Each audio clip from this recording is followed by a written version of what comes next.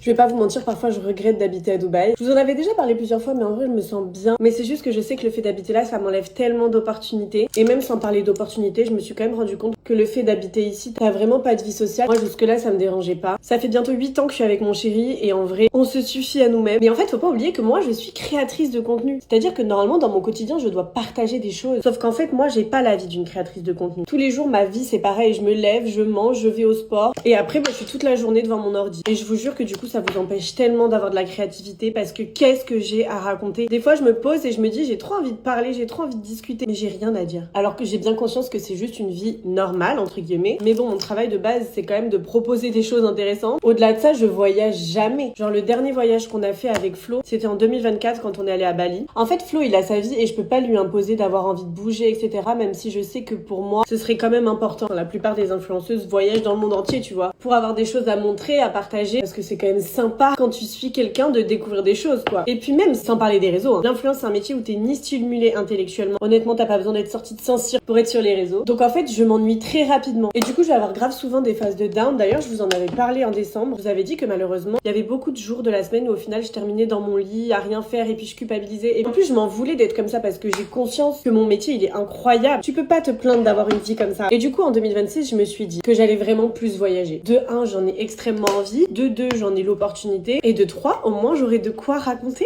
Le truc, c'est que je peux pas imposer à Flo de toujours bouger parce que lui, pour le coup, il aime bien sa routine, il adore travailler. C'est pas quelqu'un qui aime voyager, tu vois. Mais du coup, je pense que je vais voyager toute seule. Par exemple, cette année, j'ai prévu de faire un solo trip à New York. Je vous avoue, ça me fait peur. Je vous en parlerai et j'aurai besoin de vos conseils pour faire un solo trip là-bas. Et déjà, je pense que ce sera un grand pas. Du coup, j'hésitais aussi à plus bouger. Je m'étais dit pourquoi pas en février aller à Paris une semaine, histoire de... Mais au final, on me dit que c'est pas forcément la période, donc je suis un peu en mode, il faut être à Paris, mais au final, à chaque fois que je suis à Paris, il se passe pas non plus grand chose de plus, tu vois. Ça m'a pas rapporté vraiment des opportunités à proprement parler. Alors oui, ça t'aide à te faire plus te voir par les marques, etc. Mais j'avoue que souvent je réfléchis et je me dis, mais qu'est-ce que ma vie aurait été si j'avais décidé d'habiter à Paris?